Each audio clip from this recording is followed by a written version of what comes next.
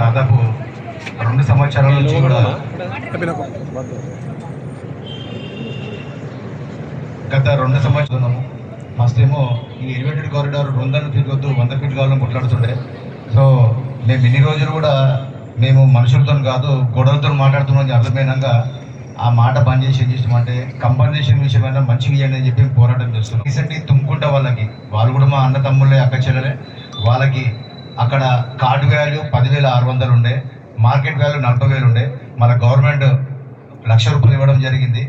మా తర్వాత అల్వాల్, లోత్కుంట, లాల్ బజార్, తిరుమలగిరి, కార్ఖానా, విక్రమ్పురి వీళ్ళందరికీ కూడా 2 టైమ్స్ అంటే ఇక్కడ గజంకి 51,000 నడుస్తుంటే వాళ్ళకి 1,27,000 ప్లస్ బిల్డింగ్ కన్స్ట్రక్షన్తో కలిపి 1,41,000 ఇస్తామని జరిగింది. మరి చాలా అన్యాయం అని చెప్పి రీసెంట్లీ అంటే గత నెల రోజుల కింద ప్రభుత్వంతో చర్చలు జరిగినాయి. మంత్రి గారు పొన్నం ప్రభాకర్ గారు, కలెక్టర్ గారు, మన హెచ్ఎండి కమిషనర్ సర్ఫరాజ్ అహ్మద్ అందరితో చర్చ జరిగింది. మన వారు 80% కూడా పెంచడానికి ఒప్పుకోలేదు. మరి వాళ్ళకైతే ఒక 1 మంత్ టైం ఇచ్చినాము. 1 మంత్ తర్వాత మేము ఎన్నిసార్లు పరిశీలి చేసినా కూడా ఎవరు కూడా మాతో మాట్లాడడానికి రాలేదు. కనుక రీసెంట్లీ ఒక 10 రోజుల నుంచి మేము డిసిజన్ తీసుకున్నాం ఏంటంటే ఇది మాటలతో వచ్చే జస్టిస్ కాదు, ఇప్పటి నుంచి అన్నా మనం పోరాటం స్టార్ట్ చేద్దామని చెప్పి మొదటి అడుగుగా ఒక దీక్ష ప్రారంభించిన మన మేము ప్రభుత్వం చేసే ప్రాజెక్ట్కి వ్యతిరేకం కాదు. ఎందుకంటే ఇది ఒక మంచి ప్రాజెక్ట్, ఎలివేటెడ్ కారిడార్ ప్రాజెక్టు. దానికి అడ్డానికి మేము ఎవరు కూడా చెప్పలేదు. కంపన్సేషన్ విషయం మాత్రం ఎవరికి అన్యాయం జరగదు, సవతి తల్లి ప్రేమ చూపేద్దు అని చెప్పి మేము పోరాటం స్టార్ట్ చేసామన్నా. దానికి మీరు ఇక్కడికి వచ్చి టీఆర్ఎస్ పార్టీ నుంచి మాకు మద్దతు తెలిపినందుకు చాలా ధన్యవాదాలు. మా అందరూ సఖీభావం తెలిపి మాకు ఒక మంచి 2 ముచ్చట్లు చెప్పి మాకు న్యాయం చేసే విధంగా మాటలు చెప్పి నేను తెలియజేస్తున్నాను. ఒక గజ్జల నగేష్ గారు మన సభను ఉద్దేశించి 2 నిమిషాలు మాట్లాడుతున్నారు. కి గవర్నమెంట్ ఇంతవరకు కౌంటర్ వేయలేదు. ఎవరైనా చిన్న కేసు వేస్తే ఇంతవరకు స్టేజ్ వస్తుంది మాట్లాడతారు. ఇంతవరకు ప్రభుత్వం అనేది కౌంటర్ ఫైల్ చేయలేదు. అక్కడ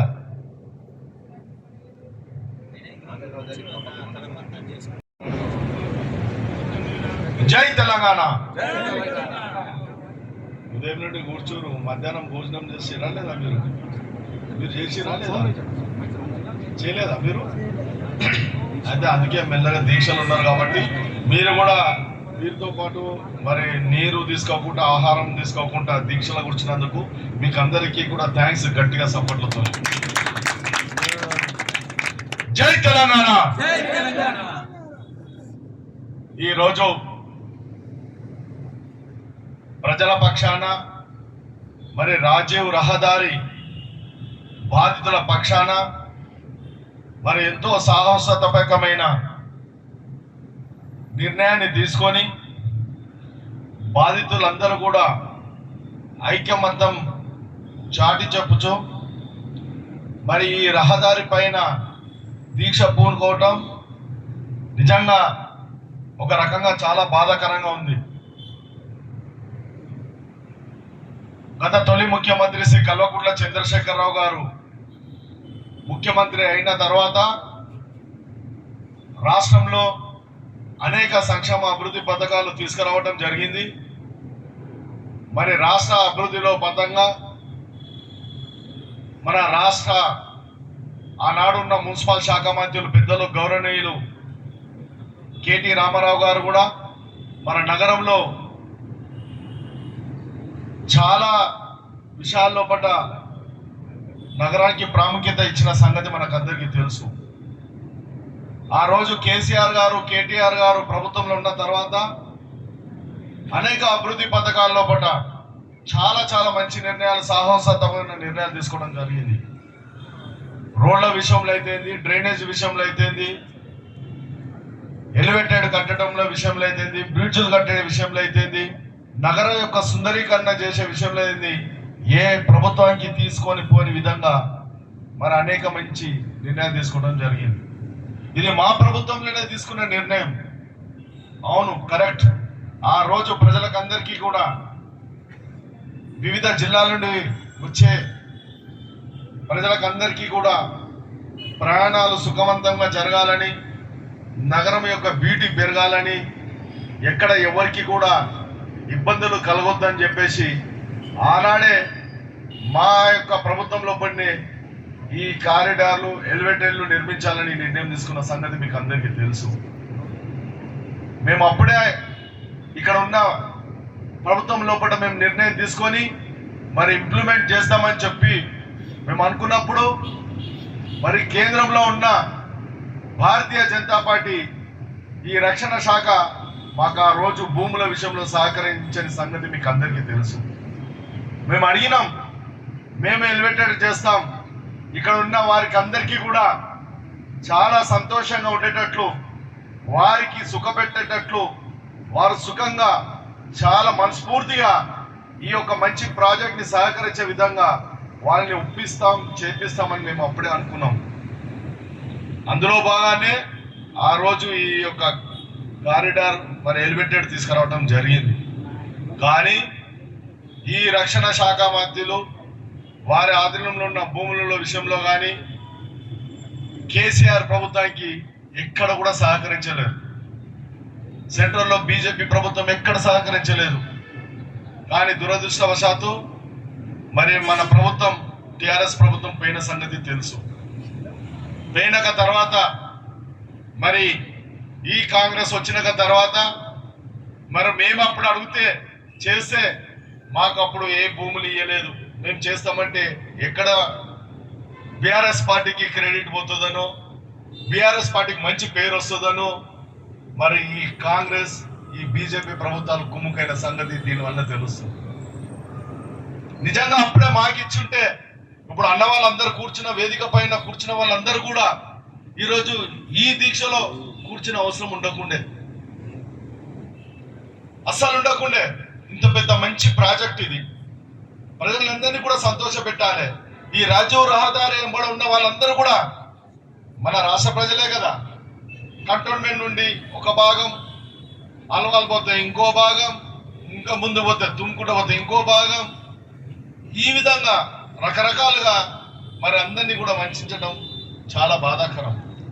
అందరినీ కూడా ఎక్కడ ఏరియా ఎక్కడెక్కడ ఇప్పుడు అన్న వాళ్ళు చెప్తున్నారు, ఇక్కడ మనకున్న రేట్ ప్రకారం చూస్తే నిజంగా మరి ఎక్కడ వెళ్ళినా ఎక్కడ చూసినా కూడా చాలా భారీ రేటు ఉన్న సంగతి తెలుసు. ఇంకా కొంచెం ముందుకు పోతే వారికి ఉన్న రేటు వారి ప్రకారం వాళ్ళకి మంచిగా న్యాయం జరిగింది. మరి ఇక్కడ ఉన్న రేటు ప్రకారం ఇక్కడ కూడా న్యాయం చేయవలసిన అవసరం ప్రభుత్వం పైన ఉంది. మేము అప్పుడే అనుకున్నాం, మేము ఇవన్నింటినీ కూడా మంచిగా ఎవ్వరికి కూడా ఎలాంటి ఇబ్బంది కలగకుండా, మా అన్న పెద్దన వెంకన్న గారు మా ప్రభుత్వానికి చాలా దగ్గర, వారి యొక్క అభిప్రాయం మాకు ఎప్పుడు కూడా మాకు జరుగుతుండే, వారు కూడా కృషి మాకు అనేక రకాలుగా సలహాలు ఇస్తుండే.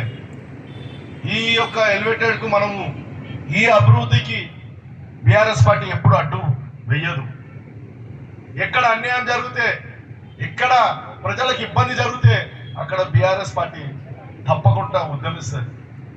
మేము మీతో చెప్తున్నాం, తప్పకుండా ఇక్కడ మీకు జరుగుతున్న అన్యాయానికి ప్రజలు చాలా మంది ఇబ్బంది పడుతున్న సంగతి, స్థానిక వర్తకులు ఇబ్బందులు పడుతున్న సంగతి, ఇక్కడ ఎవరైతే ఈ ఇరువైపులా రోడ్డు వైపులా ఉన్న మరి యజమానులు ఇబ్బందులు పడుతున్న సంగతి అందరికీ తెలుసు. ఈ ప్రభుత్వము వారికి వ్యతిరేకంగా పనిచేస్తున్నందుకు తప్పకుండా ప్రజల పక్షాన పోరాటం చేసే పార్టీ బీఆర్ఎస్ పార్టీ. తప్పకుండా మేము మీ వెంట ఉంటాం, మీ పోరాటంలో భాగస్వాములైతాం. మీకు న్యాయం జరిగే వరకు కూడా మా పూర్తి మద్దతు ఉంటుంది. మేము ఒకటే అడుగుతున్నాం, మీ ప్రభుత్వానికి ఇంత మంచి ఎలివేటెడ్ ప్రోగ్రాం మీరు తీసుకున్నప్పుడు తప్పకుండా ఇక్కడ ఉన్న స్థానికులను మీరు ఒక్కసారైనా, 2 సార్లైనా, 3 సార్లైనా ఎప్పుడైనా అఫీషియల్గా మీటింగ్ పెట్టేసి వాళ్ళ సాధక బాధకాలు ఎప్పుడైనా కనుక్కున్నారా? లేదు. అంటే అక్కడొక్క న్యాయం ఇక్కడొక్క న్యాయమా? అంటే ఇక్కడ లేరు. ఇక్కడ ఆ సంబంధించిన వ్యక్తులు, ప్రభుత్వంలో ఉన్న బడా నాయకుల వ్యక్తులు ఇక్కడ వాళ్ళ సంబంధికులు లేరు కాబట్టి వీళ్ళని ఇక్కడ పట్టించుకునే నాదులే లేరు. ప్రభుత్వం అన్నప్పుడు ప్రజలందరినీ కూడా సమానత్వంగా చూడవలసిన బాధ్యత ఈ ప్రభుత్వం పైన ఉంది. మేము ప్రభుత్వాన్ని డిమాండ్ చేస్తున్నాం, వీరి ఏదైతే న్యాయమైన డిమాండ్ ఉందో అది తీర్చాల్సిందే. వీరు కోరుతున్న న్యాయమైన డిమాండ్ వెంబడ స్థానిక ప్రజలు, స్థానిక పార్టీ మొత్తం కూడా మీ వెంబడే పనిచేస్తుంది. ఇంకో విషయం చెప్పాలనుకుంటున్నాం. గతంలో మేము అనేక రాజకీయ పార్టీలను చూసినాం, అనేక ప్రభుత్వాలను కూడా గతంలో చూసినాం. కానీ బీఆర్ఎస్ పార్టీ చేస్తుంది ఎలివేటెడ్ కార్యక్రమాన్ని కానీ కారిడార్ కార్యక్రమం చేస్తే ఇదే బీజేపీ పార్టీ ఎక్కడ కూడా సహకరించలేదు. కానీ కాంగ్రెస్ ప్రభుత్వం వచ్చిన తర్వాత వారికి ఏ విధంగా సహకరించిందో, ఎట్లా సహకరించిందో కానీ సహకరించింది. మరి ఇంత మంచిగా సహకరించిన తర్వాత మరి కాంగ్రెస్ పార్టీ మరి ఇక్కడ ప్రజలకు అన్యాయం చేస్తుంటే మరి ఎందుకు బీజేపీ ప్రభుత్వం చూస్తూ కూర్చుందని నేను అడుగుతున్నా. మీకు బాధ్యత లేదా? మీరిద్దరు కుమ్ముకైపోయేసి ఇక్కడ స్థానిక ప్రజలను ముప్పు తిప్పలు పెట్టడం న్యాయమా? మేం చేస్తేనేమో బీఆర్ఎస్ పార్టీ క్రెడిట్ పోతుంది అన్నారు. సరే మీరే చేయండి. మరి ఎవరు చేసేది? ప్రజల సంక్షేమం, ప్రజల యొక్క అభివృద్ధి, ప్రజలకు మంచి జరగాలి, ప్రజలు సుఖ సంతోషాలతో ఉండాలి, ప్రజలు మంచి జీవనం జరగాలి అనే ప్రభుత్వం యొక్క పని ఉంటుంది. కానీ ఈ ప్రభుత్వం, ఈ రెండు రాష్ట్ర కేంద్ర ప్రభుత్వాలు కూడా రెండు కుముక్కాయి మా కంటోన్మెంట్ యొక్క నిర్వసిత బాధితుల పైన మరి ఈరోజు బాధటం, వాళ్ళ గుండెల పైన గుణపాలు దించడం చాలా బాధాకరంగా ఉంది. మేము అనేక సార్లు అనేక దఫాలుగా చెప్పినాం, ఈ రెండు కూడా ఒకటే అయిపోతాయి, ప్రజలను అందరినీ కూడా ఇబ్బంది పెడుతున్నాయి. మేము ఈ రాష్ట్ర ప్రభుత్వాన్ని డిమాండ్ చేస్తున్నాం, మీకు నిజంగా ప్రజలపైన ప్రేమ అభిమానాలు ఉంటే తప్పకుండా ఈ దీక్ష వైపు ఒకసారి చూడండి. వీరి న్యాయమైన డిమాండ్లను వెంటనే మీరు వారికి న్యాయం చేసి పరిష్కరించి, అదేవిధంగా కేంద్రంలో ఉన్న ప్రభుత్వం కూడా మీరు ఏ విధంగా అయితే సహకరించారో మరి ఇక్కడ ఇప్పుడు కూడా ఈ రాష్ట్ర ప్రభుత్వం పైన ఒత్తిడి తీసుకొచ్చి మరి వీరికి న్యాయంగా రావాల్సిన ఏంటంటే ఏ ప్రాజెక్ట్ అయినా ఏది చేయాలన్నా అందరూ సంతోషంగా ఉండాలి. వీళ్ళ నానా ముత్తాతలకి ఉన్న వీళ్ళు ఇక్కడ యజమానులుగా ఉన్నారు. వీళ్ళ అభివృద్ధికి ఎక్కడ అడ్డుపడతలేరు. మేము అభివృద్ధికి సిద్ధంగా ఉన్నారని చెప్తున్నారు. మరి అభివృద్ధికి సిద్ధంగా, రాష్ట్ర అభివృద్ధికి సిద్ధంగా రాష్ట్రం తీసుకుంటున్న అనేక సంక్షేమ అభివృద్ధి పథకాలకు చేదోడుగా ఉన్నాం, మా ఆస్తులను మీకు ఇస్తున్నాం, కానీ మా వైపు కూడా చూడండి అని చెప్పేసి వాళ్ళు ఎంతో వినయంతోనూ వినమ్రంతో గాంధీ మార్గంలో శాంతియుతంగా మరి ఈ ప్రభుత్వాన్ని, కేంద్ర ప్రభుత్వాన్ని అభ్యర్థిస్తున్నారు, ఆర్థిస్తున్నారు. దయచేసి వెంటనే రాష్ట్ర ప్రభుత్వము మరి వీరి యొక్క న్యాయమైన డిమాండ్లను వీళ్ళు సంతోషంగా తమ భూములను ఇస్తున్నప్పుడు వారిని సంతోష పెట్టడానికి వారికి న్యాయమైన తగిన విధంగా పారితోషికం ఇచ్చి వారిని కూడా ఈ యొక్క అభివృద్ధిలో భాగస్వామ్యం చేయవలసిన బాధ్యత ఈ రాష్ట్ర ప్రభుత్వం పైన ఉందని తెలియజేస్తూ, మరి నాకు ఈ యొక్క బాధితులందరూ కూడా వచ్చి రాత్రి నిన్న వచ్చి సీనన్న కానీ వెంకన్న కానీ మిగతా సతీష్ భాయ్ కానీ మిగతా అందరూ వచ్చి చెప్పినప్పుడు నేను తప్పకుండా వస్తా. మా బీఆర్ఎస్ పార్టీ ప్రజలకు అండదండాలుగా ఉంటుంది. ప్రజలకి ఎక్కడ అన్యాయం జరిగినా, ప్రజలను ఎవరు ఇబ్బంది పెట్టినా వారిపైన మేము తప్పకుండా ప్రజల పక్షాన పోరాటం చేస్తామని నేను చెప్పటం. మరి కొన్ని విషయాల లోపల నేను మీకు అందరికీ ఒక చిన్న సూచన ఇవ్వాలనుకుంటున్నా. ఇది మంచి ధర్మ కార్యక్రమం కాబట్టి అందరూ ఐకమత్యంతో ఉండేసి వీధాలకు పోకుండా, భేషజాలకు పోకుండా మన ప్రభుత్వంతో మనం అందరం కూడా కలిసి మెలిసి శాంతియుతంగా పరిష్కరించుకొని బాధితులకు మనమందరం కూడా న్యాయం చేయవలసిన బాధ్యత మనందరిపైన ఉందని తెలియజేస్తూ మరొకసారి ఈ రాష్ట్ర ప్రభుత్వాన్ని డిమాండ్ చేస్తున్నా. తొందరగానే మా యొక్క కంటోన్మెంట్ నియోజకవర్గం నుండి ఉన్న రహదారి బాధితులకందరికీ కూడా న్యాయం చేయవలసిందిగా కోరుతున్నాను. జై తెలంగాణ, జై కేసీఆర్. కార్ఖానా ఎలా ఉంది, రోడ్స్ ఎలా ఉన్నాయి, ప్రజలు ఏ గురించి ఇబ్బంది పడుతున్నారు అని కూడా అడగడానికి మేము 2 times వెళ్ళాము. గణేష్ గారి దగ్గర కూడా వెళ్ళేసి మేము రిక్వెస్ట్ చేసాం. మావి చిన్న గుడిసెలు అన్నమాట, చిన్న ప్లేసెస్ మావి కూడా. మాకు 1,10,000 ఇస్తా అని చెప్పారు. మేము అన్నాము మాకంతా సరిపోదు, సరేనా, మీరు ఏదైతే ఇక్కడ మీరు ఇక్కడ ఏమంటున్నారు JBS టు ఇక్కడ తిరుమలగిరి ఒక రేట్ ఉంది, రైట్ సైడ్ కూడా ఒక రేట్ ఉంది 1,40,000 అని. అదే మీకు 2 times ఇస్తా అంటున్నారు. తుమ్కుంటా కూడా మేము నార్మల్ అందరు ఉన్న వాళ్ళే పర్సన్సే కదా, మేము కూడా పర్సన్సే, వాళ్ళు కూడా మనుషులే, మేము కూడా మనుషులే. వాళ్ళకి 10 times ఇచ్చారు, అట్లీస్ట్ మాకు ఒక 5 times ఇచ్చిన మాది మేము ఇది కోరుకుంటాం కదా. మాది ఏదంటే నాకు కూడా ఇంట్లో అంతా పెద్ద మనిషి ఉన్నారు, వాళ్ళు కూడా హెల్త్ ప్రాబ్లమ్స్ ఉన్నాయి, చిన్న పాపలు ఉన్నారు, వాళ్ళకు కూడా మంచిగా చదువు చెప్పి పైకి తేవాలని మాకు కూడా ఉంటుంది. మాకు ఉన్న చోటు తీసేసుకొని ఇప్పుడు మేము రోడ్డు మీద పడిపోయినట్టు అవుతుంది. రెంట్ కట్టాలా, మా పిల్లల ఫీజు కట్టాలా, మా పెద్దలు ఉన్న వాళ్ళ హెల్త్ ప్రాబ్లమ్స్ చూసుకోవాలా. మేము చాలాసార్లు కలెక్టర్ ఆఫీస్ కూడా లెటర్ కూడా చేశాం. మేడం మాకు చిన్న ఇల్లు ఉంది మేడం, మాకు ఇంకా సరిపోదు మేడం, మాకు పిల్లల మీద ఇది కూడా ఉంది, మీలాగా ఒక చిన్న మంచిగా ఆఫీసర్ చేయాలని ఉంది. మీరు పెద్ద చదువులు చదువుకొని పెద్దవాళ్ళే అవుతున్నారు, పేదగా ఉన్న వాళ్ళందరూ పేదగానే ఉంటున్నారు మేడం, చూడండి అని కూడా మేము రిక్వెస్ట్ చేశాము. మేము చేసి 2 weeks 3 weeks అయిపోయింది. అప్పటికి కూడా మేము వెళ్ళాము 2 times. అప్పుడు మేడం కూడా అన్నారు, మీరు ఊకే వస్తే కూడా మీకు అదే మీరు ఇప్పుడు అగ్రిమెంట్ చేసుకోకపోతే మీకు కోర్టులో వేసేస్తాము డబ్బులు, అప్పుడు మీకు 20,000 కూడా 1 lakh మీద కట్ అయిపోయి వస్తుంది, అప్పుడు మీరు కోర్టు చుట్టూ తిరుగుమని అని చెప్తున్నారు. అది అవసరమా సార్? మాకు ఇప్పుడు మాకు వాటర్ ప్రాబ్లం కూడా ఉండే, మాకు నీళ్లు కూడా లేకుండే. TRS పార్టీ వచ్చినప్పుడు మాకు వాటర్ ప్రాబ్లం కూడా ఇప్పుడు లేదు, డ్రింకింగ్ వాటర్ కూడా వస్తుంది మాకు.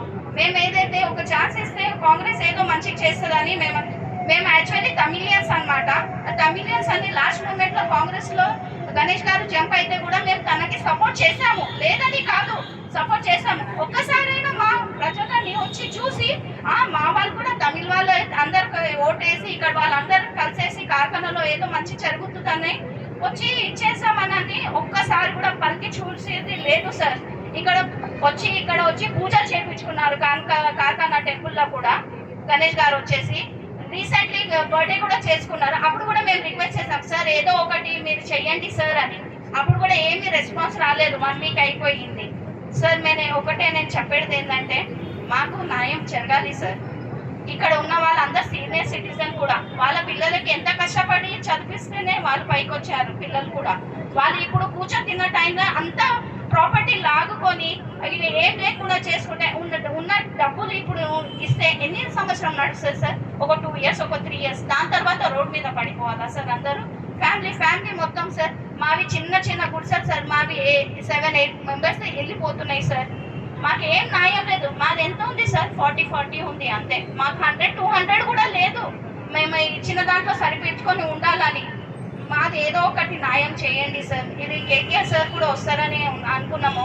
ఈ న్యూస్ అక్కడి వరకు పంపిస్తే ఒకరు సార్ వచ్చి కూడా ఇది మాకు హెల్ప్ చేస్తే చాలా మంచిగా ఉంటుంది సార్. మీకు ఒకటి రిక్వెస్ట్ మా దగ్గర నుంచి. తొలి ముఖ్యమంత్రి శ్రీ కల్వకుంట్ల చంద్రశేఖరరావు వారి యొక్క పరిపాలన ఎంతో బ్రహ్మాండంగా జరుగుతున్న తరుణంలో ఈ ప్రభుత్వం ఏం చెప్పిందంటే కేసీఆర్ గారి ప్రభుత్వం కంటే మేము చాలా బాగా చేసి చూపిస్తాం. కేసీఆర్ గారు 2,000 ఇస్తే మేము 4,000 ఇస్తామని చెప్పినాం. కేసీఆర్ గారు మీకు కళ్యాణ లక్ష్మి ఇస్తే దాంతో మేము తులం బంగారం ఇస్తామని చెప్పినాం.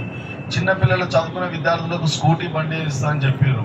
తర్వాత పింఛన్లు విషయంలో పట్ల అంగవికలాంగుల పట్ల 4,500 నుండి 6,000 15,000 ఇస్తున్నారు.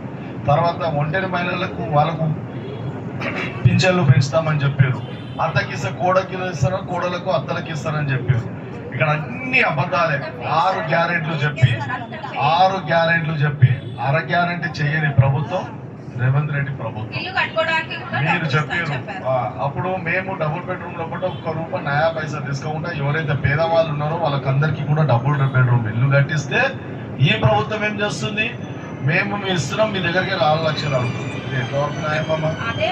అందుకే మేము కూడా ఇవన్నీ పోరాలంటే తగిన సమయంలో తగిన విధంగా మనం అందరం కలిసికట్టుగా ఉండి ఈ ప్రభుత్వం ఏదైతే మనకు ఉచితాలు ఇస్తుందని చెప్పిందో కేవలం మనకు అందరికీ దికావట్ ఒకటి ఆర్టీసీ బస్ని చూపించి మనల్ని కూడా బోల్తగొట్టింది.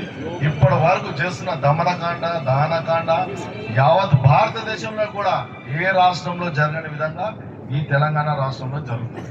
ప్రతిరోజు చూస్తే పేపర్లు చూస్తే నువ్వు టీవీలు చూస్తే అక్కడ ఒక మర్డర్ కేసు అయిపోయింది, ఇక్కడ ఒక రైఫిల్ ఎవరి చెప్పారు, ఇక్కడ భూ కబ్జాలు అయిపోయినాయి, అక్కడ భూదందా జరుగుతుంది, దొంగతనాలు జరుగుతున్నాయని చెప్తుంది.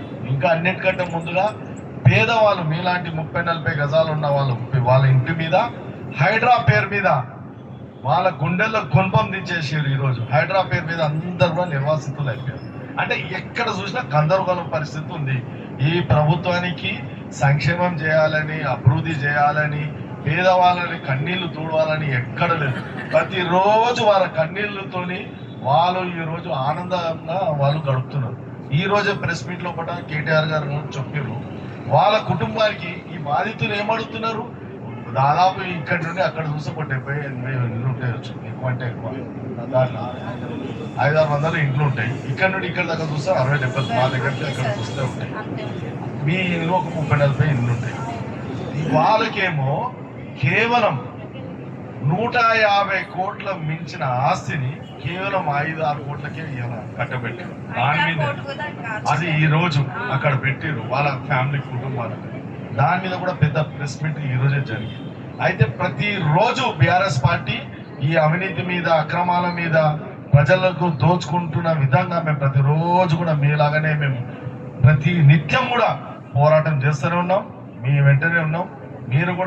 మీరందరూ కూడా బాగా టూ ఇంటెలిజెన్స్ కాబట్టి మీరందరూ కూడా ఇప్పుడైనా బయటకు వచ్చారు కాబట్టి వీఆర్ థ్యాంక్ యూ. తప్పకుండా మనం అందరం పోరాటం కలిసి చేద్దాం. We are with you. మీ ఎంబడి ఉన్నాము. తప్పకుండా ఈ ప్రభుత్వం పోతేనే మళ్ళీ మీరు కలిసి వస్తారు. ఈ ప్రభుత్వం పోతేనే వస్తాయి. కాబట్టి ఇప్పుడు ఇంత వేదిక పైన ఉన్న నేను అన్నలకు, ఇక్కడ ఉన్న వర్తకులకు, బాధితులకు అందరికీ రిక్వెస్ట్ చేస్తున్నాం, మా బీఆర్ఎస్ పార్టీ వస్తే మీకు ఈ విధంగా మేము టెంట్లు వేసి కూర్చోబెట్టే పరిస్థితి ఉండదు. ఇప్పుడు వీళ్ళు ఏం చేసినా కూడా చెవిటో ముందు శంకుదినట్లు. అదే సార్ నేను చెప్తున్నా కదా, ముందున్న ఇప్పుడు ఎలక్షన్స్ ఉన్నాయి కదా, అప్పుడు తెలుస్తుంది సార్. అదే నేను చెప్తున్నాను కదా, ఏమో అనుకుంటున్నారు పేదవాళ్ళు అని, పేదవాళ్ళ దగ్గర నుంచే ఓట్స్ వస్తాయి, అది మాత్రం తెలియదు వాళ్ళకి. మేము ఎలా అంటే మా మమ్మీ డాడీస్ కూడా చాలా కూలి పని అన్ని చేసి మాకు పెద్ద చదువు చెప్పారు. ఇప్పుడు మాకు ఇల్లు లేకుండా అయిపోతుందని చాలా భయంగా ఉంది. మాకు ఏదైతే మాకు కూడా పిల్లలు ఉన్నారు. మేము కూడా సాఫ్ట్వేర్ జాబే చేశాం. మా డాడీ ఆటో డ్రైవర్, వాళ్ళ మదర్ ఇప్పుడు కూడా జాబ్ చేస్తుంది పిల్లల గురించి. ఏదైతే మేము పిల్లలు పైకి వస్తారు కదా, అంతా మంచిగా అవుతారని. కానీ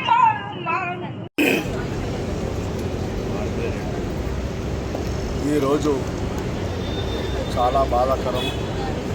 ఇక్కడ చాలామంది ఈ రేవంత్ రెడ్డి ప్రభుత్వం లోపల నలిగిపోయి, కుమిలిపోయి తన జీవితాలని ఈరోజు వారిని మొత్తం పోగొట్టుకొనేసి ఎంతో బాధాయుతంతో మరి ఇక్కడ వేదికపై దగ్గరకు వచ్చేసి వాళ్ళు కూడా మేము కూడా బాధితులమే. ఈ రేవంత్ రెడ్డి ప్రభుత్వానికి మేము కేసీఆర్ గారి కంటే ఇంకా మెరుగైన పరిపాలన అందిస్తారంటే మేము మోసపోయి ప్రభుత్వాన్ని తీసుకొచ్చినాం. తెచ్చిన 2 సంవత్సరాలకి మాకు చుక్కలు చూపించడం జరుగుతుంది. మా ఇల్లు, మా పేదవాళ్ళ ఇళ్ళని అన్నింటినీ తొలగించేసి మాకు ఏదైతే సరిపడా వాళ్ళు నష్టపరిహారం ఇస్తున్నారో నష్టపరిహారం మాట అసలు ఊసెత్తడం లేదు. అసలు ఇస్తారా అయ్యారా అనే అనుమానం ఉంది. ఎందుకంటే రోజు రోజుకు ఈ ప్రభుత్వం యొక్క ప్రకటనలు చూస్తుంటే మరి ఇక్కడ బడ్జెట్ లేదు, డబ్బులు లేవు అని నానా రకాలుగా చెప్తున్నారు. మమ్మల్ని మోసం చేస్తున్నారు. మా ఉసురు దాగుతుంది. ఈ రేవంత్ రెడ్డి ప్రభుత్వానికి, కాంగ్రెస్ ప్రభుత్వానికి, మాకు బీఆర్ఎస్ పార్టీ ప్రభుత్వంలోనే మా బతుకులు బాగుపడ్డాయి. మేము చాలా బతికినాం, మేము బాగా తిరిగినాం. మా తల్లిదండ్రులు, మా నాన్నగారు, మా అమ్మగారు ఎంతో సుఖంగా సంతోషంగా ఉంటుండే. ఇప్పుడు వేదికపై వచ్చిన వాళ్ళు అందరూ కూడా సీనియర్ సిటిజన్స్ ఎంతోమంది కూర్చున్నారు. వాళ్ళందరూ కూడా ఈ ఏజ్లో, ఈ టైంలో మళ్ళీ పోరాటం చేయాలా? ఎందుకు ఈ పోరాటం? ఈ వయసులో వాళ్ళకి పోరాటం చేసే అవసరం ఏమొచ్చింది? వాళ్ళు ఎంతో సుఖంగా ఉండాలి. కానీ వాళ్ళకు ఒక భయాన్ని సృష్టించిన ఈ ప్రభుత్వం మా పిల్లలకు ఏ విధంగా వీళ్ళు రోడ్డుపై తీసుకొస్తారో, మా పిల్లలను రోడ్డు మీద వేస్తున్నారు అనే భయాంతో ఈరోజు ఆ ఇంటి పెద్దలందరూ కూడా మరి నిరసన దీక్షలో కూర్చోవడం జరిగిందని చెప్పి ఆ చెల్లెలు ఈరోజు ఇక్కడ పెట్టి కంట తడి పెడుతుంటే గుండె తలిగిపోతుంది, బాధ అనిపిస్తుంది. ఈ విధంగా కూడా ప్రభుత్వంకు కనీసం జాలి కలుగుతుంది లేదా?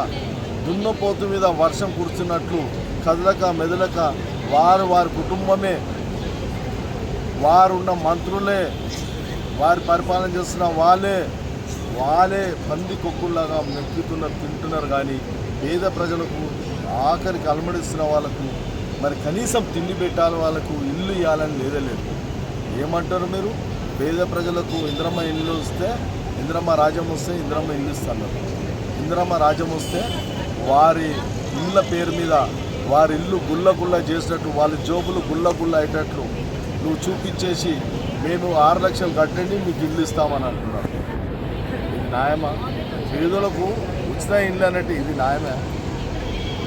ఇక్కడ ధర్మం ఉందండి, ఇక్కడ న్యాయం ఉంది. అందులో మళ్ళీ మీరు కంటోన్మెంట్ నియోజకవర్గంలో 480 ఇల్లు ఇస్తా అని చెప్తున్నారు. ఎక్కడ ఏదైతే ప్రభుత్వం లోపల మహేంద్రస్ లోపల లిటికేషన్లో ఉన్న సర్వే నెంబరు చూపిస్తారు, ప్రజలను మభ్యపెడతారు. మళ్ళీ ఎక్కడన్నా ఈ మా కంటోన్మెంట్ లోపల 10-12 అంతస్తులు కట్టడానికి పర్మిషన్ ఎక్కడ ఇచ్చిరా? ఉంటుందా? సరే, అది మున్సిపాలిటీ నుండి మీరు ఇప్పిస్తాను, ఒక క్లారిటీ ఇవ్వండి.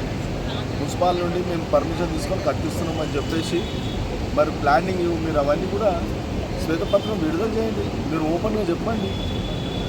ఇప్పటికే 157/1 లోపల ప్రభుత్వ భూమి లోపల అక్కడ మేము 6 ఎకరాల లోపల మేము ప్రభుత్వం వాళ్ళకు 6,000 ఇల్లు కట్టిస్తామని చెప్పాం. ఎలా కట్టించినాం? సీఈగా చూస్తే ప్రైవేట్ పరంగా బోర్డు పెట్టినాం. అక్కడ బోర్డు పెట్టేసి this land belongs to Mohan Lal Gupta, Mohan Lal Jain, Anand Jain అనేసి. మేము ప్రభుత్వంలో ఉన్నప్పుడేమో this belongs to MRO Tirumalagiri అని ఉంటుంది. అంటే ప్రభుత్వం చేంజ్ అయిపోతే చేతులు మారిపోతాయా? ప్రభుత్వం చేంజ్ అయిపోతే బోర్డులు మారిపోతాయా? ఇది ఎక్కడ న్యాయమండి? దాదాపు 800 కోట్ల ప్రాపర్టీ ఈరోజు నువ్వు ప్రైవేట్ పరంగా చేస్తుంది.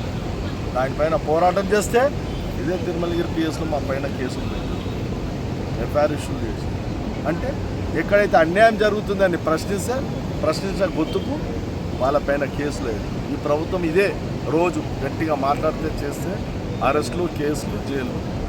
అరే ఎక్కడ లేదా? న్యాయం లేదా? ఇదేం రాజ్యం అండి? ఇందిరమ్మ రాజ్యం అంటే ఇదే ఆయన. కాబట్టి దయచేసి ప్రభుత్వాల ప్రజలకు అర్థనాదం వినవలసింది. ప్రజలు బాధలని చూడాలి. ప్రజలు బాధపడకుండా సుఖ సంతోషంతో ఉండాలి. అంటే ఏమి చేయాలి? పరిపాలన పక్కకు పెట్టేసినాం. తన ఇల్లుకు సంపాదించుకున్నట్టు భూ ఆక్రమణాలు, భూదందాలు, రియల్ ఎస్టేట్లు, వాటి మీద ఇదేనా? ప్రజలు మనల్ని ఎందుకు ఎన్నుకున్నారు? దేనికి ఎన్నుకున్నారు? ప్రజా పరిపాలన చేయమని, ప్రజలకు కావాల్సిన కనీస అవసరాలు తీర్చమని. ఎక్కడ తీర్చుండేది? మీదికి ఏమైనా మాట్లాడితే వీళ్ళు కావాలని ప్రభుత్వం పైన బురద చల్లుతున్నారు. కాబట్టి దయచేసి ప్రజలందరూ మళ్ళీ కోరుకుంటున్నారు, తిరిగి కేసీఆర్ ప్రభుత్వమే రావాలి, కేసీఆర్ సీఎం కావాలి, మళ్ళా మా బతుకులు బాగుపడతాయని కోరుతున్నారు. మేము మళ్ళీ ఇంకోసారి చెప్తున్నాం, ఈ బాధితులు ఏదైతే న్యాయమైన డిమాండ్లను వెంటనే ఈ యొక్క ప్రభుత్వం పరిష్కరించవలసిందని కోరుతున్నాం.